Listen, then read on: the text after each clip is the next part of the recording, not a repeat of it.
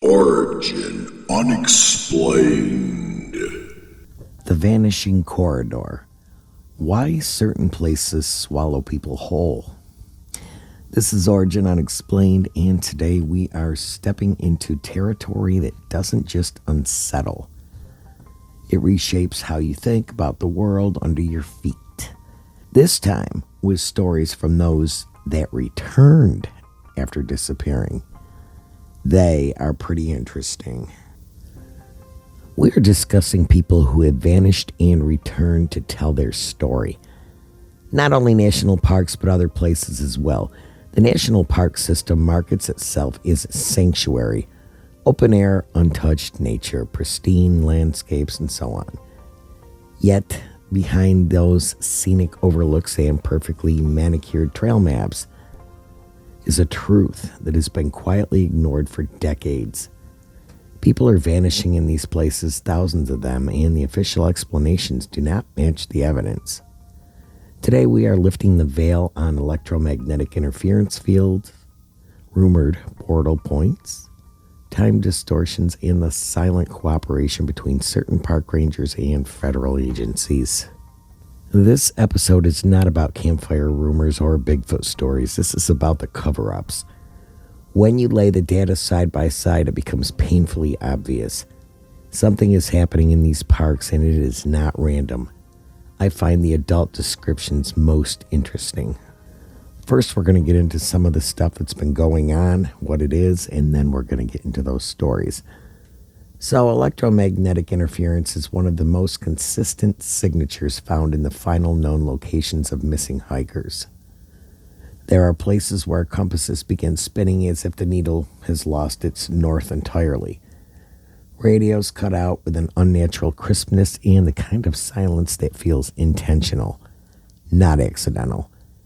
GPS units either freeze or show impossible coordinates as though the device is detecting something the map was never meant to register. Helicopters have conducted rescue sweeps and have reported engine strain or electrical surges when flying over very specific points. These aren't paranormal stories. These are documented mechanical reactions to something environmental, something measurable. The human body also reacts. People who have walked through these zones describe a pressure in the chest, sudden nausea, metallic taste, or a sensation that the air itself becomes thick. Hunters in the Adirondacks, the Rockies, and the Cascades have all reported the same thing. An area of the woods where there should be noise, wind, insects, animals, but there isn't. Instead, the world drops into complete silence. Nature does not go silent unless something enters the environment that does not belong there. The next layer is where everything shifts. The portal phenomenon, not in the Hollywood sense, but in the literal sense. Geographical points where reality behaves differently. People step into a patch of the forest and the entire sensory environment changes. Some describe the colors dulling or brightening unnaturally. Some say their hearing becomes muffled. Others, they describe a vibrating quality to the air or a ringing in the ears. The most disturbing are the accounts from those who vanish and return. So a boy in Oregon disappeared while walking 50 feet behind his parents. He was found 2 days later sitting calmly beside a creek, wearing clean clothes and showing no signs of exposure. He told his parents, "The man in the trees wouldn't let me go until he said it was my time." That to me is scary. Then there's a woman in New Mexico who vanished on a half-mile trail loop, I guess. She reappeared at 3 a.m., barefoot with no sense of time having passed. Her watch was frozen at the moment she disappeared. She believed she had only stepped off the trail for a minute. Her footsteps showed she walked straight into an empty field and vanished mid-stride. Then there are the cases where time does not behave normally. People who disappear for hours but believe minutes have passed. Then there's the people who lose entire chunks of memory between one breath and the next. These distortions are consistent with electromagnetic anomalies strong enough to disorient the nervous system, or In more extreme cases, disturb the temporal perception centers of the brain. In the scientific literature, these are classified as environmentally induced dissociation. In the field, they are called SLIPs. So now we reach the part that no one in official authority wants discussed. The park rangers, not the friendly trail guides, the ones who receive special federal clearance, the ones who arrive before the local sheriff and remain long after the public is told the search is over. When you analyze eyewitness accounts, a disturbing pattern emerges. Rangers who contradict themselves, rangers who refuse to share search and rescue logs, rangers who shut down entire areas at night without explanation, and rangers who escort families away from grid points where strange readings are occurring. Rangers who, on multiple occasions, have, been seen speaking with federal agents hours after a disappearance. Agents whose presence is never documented or acknowledged. The parks operate under a unique jurisdictional structure that allows them to bypass local law enforcement. They do not have to release full reports. They do not have to disclose every detail. They can deny, bury, edit, or reclassify data without oversight. There are accounts of federal agents confiscating maps, drone footage, and even personal items of missing persons. Yes, before the family arrives. Who are these agencies and why are they stepping in so quickly?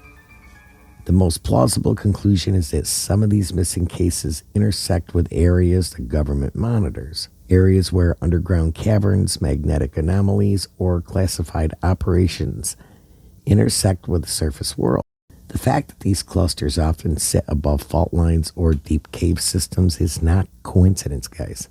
When you map the disappearances, the clusters tell the story. Large groups form around areas with ancient Native American lore referencing spirit doors or hungry places. Other clusters sit on top of granite formations known to emit measurable electromagnetic fields. Some align with underground water systems, which can amplify natural resonance frequencies. Several appear along the edges of restricted airspace where military flight tests actually occur. The clusters are not random. They form corridors, linear paths of vanishings that suggest movement, influence, or an environmental mechanism working in a trackable direction. Hunters call these dead strips. Searchers call them cold zones. Scientists call them magnetic anomalies. Indigenous cultures call them places where the world thins. Finally, there are the people who come back. And these accounts are rare but priceless because they offer first-hand impressions of whatever is occurring. A young girl found 24 hours after disappearing said she followed the pretty lights and then woke up in a field. A man in Colorado described hearing a low hum before everything went white. A teenager in California said he felt pulled sideways, as if gravity shifted direction. A woman found in Montana after 48 hours said she heard voices calling her name in a place where sound echoed strangely, even though she never saw anyone. Most of them describe confusion and a sense of lost time. Some describe peace. Others describe dread. Almost all describe something observing them without stepping into view. The question becomes, are these natural anomalies or engineered ones? Are these areas naturally thin, or is someone or something testing the boundaries of perception and reality? The electromagnetic signatures alone suggest an environmental phenomena stronger than ordinary geology. The silence and the sensory distortion suggest displacement. The ranger behavior suggests knowledge. The cluster patterns, they suggest structure. When you put it all together, you see a landscape that is not as empty or innocent as people believe. National parks are not just recreational spaces. They are carefully managed, tightly controlled territories where the public is permitted to wander only on the surface. The deeper story is written in the vanishings. This is not fear-mongering. These are documented patterns, measured anomalies, eyewitness testimonies, and thousands of missing person cases ignored by national media. Nothing in this episode is exaggerated, okay? Not a thing. These corridors exist. The interference exists, and the disappearances exist.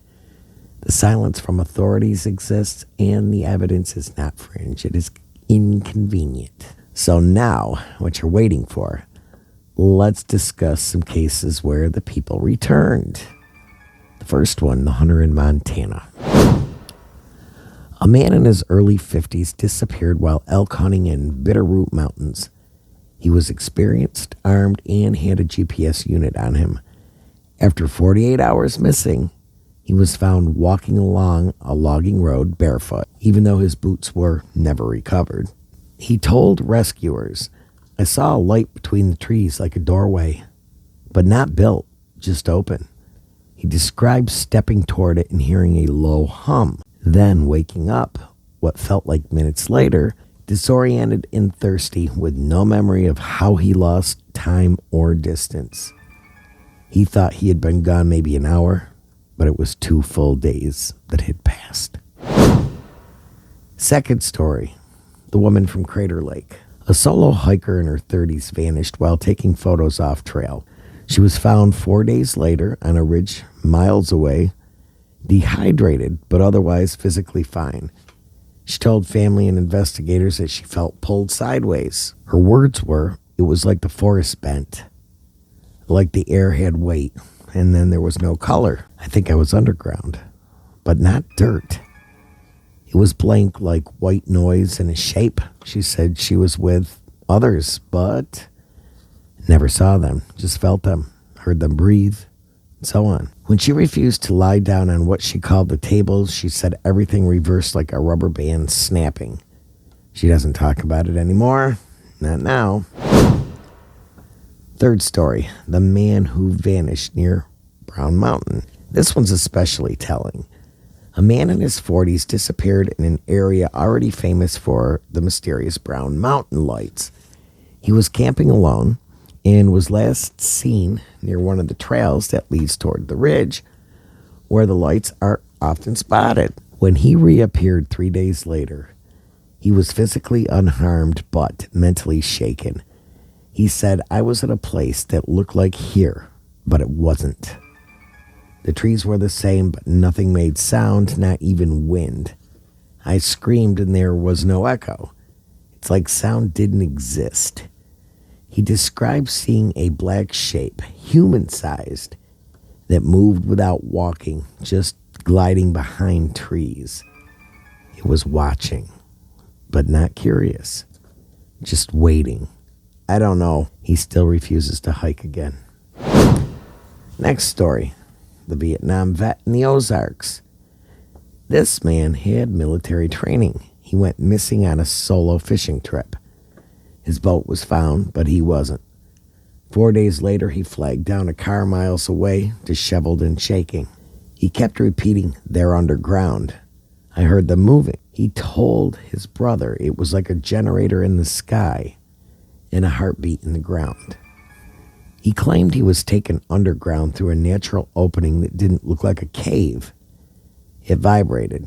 When he tried to leave, he blacked out and woke up outside alone. He died 2 years later and never spoke publicly. Next story, the Arizona hiker who vanished for 15 hours. And this was in a lesser-known case near Sedona, a place long associated with magnetic anomalies and vortex activity. A woman in her 40s went missing from a well-marked trail in broad daylight. She was part of a hiking group. She said she stopped to take a picture and turned around, and everyone was gone. She called out, got no answer, and kept walking. It felt like minutes. 15 hours later, well, she wandered back to a trailhead, miles away from the group's original location. Her smartwatch, well, that showed her heart rate spiked once. Then it kind of stayed unusually low for hours. Her words, "The sun didn't move. I felt like I was walking in a circle." but the ground never changed. I heard a low hum the whole time. A local guide later told her she had wandered into an area tribal elders call the Whispering Space, a place that's been avoided for generations. Next story. The man in the San Juan Mountains of Colorado. This man was missing for 5 days. He was an outdoorsman, former military also. He was found curled in a shallow rock shelter, mumbling about the watchers. He claimed he had followed a deer up a ridge when the world got quiet. He said he blacked out, came to, and there was a tall figure standing motionless behind a boulder. He said it wasn't approaching, it was just there. He couldn't move for what felt like hours. It wasn't a person, it was shaped like one, as he described. Yes, it was shaped like one, but it wasn't breathing. It made my thoughts feel slow. Medical exams showed no injury, but a strange spike in cortisol levels, similar to someone who had experienced prolonged stress or terror. These people came back and were treated like they were confused, unstable, or just another mental case incident to file away. Their experiences were brushed off, labeled, or quietly dismissed because it's easier to blame the witness than confront the pattern. So, the real question becomes, well, simple. If ordinary people keep describing the same events in the same locations, why does every official agency pretend none of it connects? What's the big conspiracy they're protecting? Because someone knows exactly what's happening in those corridors, and they're working very hard to make sure the rest of us never find out. Time for the bloopers. They form corridors. Go back to they form. Signatures alone suggested it. Go back to the electro. The silence and sensory distortion. Back to the silence. You've listened to another podcast of Origin Unexplained. If you have a story that you would like told, or you'd like to tell it, or you'd like to be on a podcast, email us at originunexplained, and that's UNX, no E, PLAINED @gmail.com. Origin Unexplained.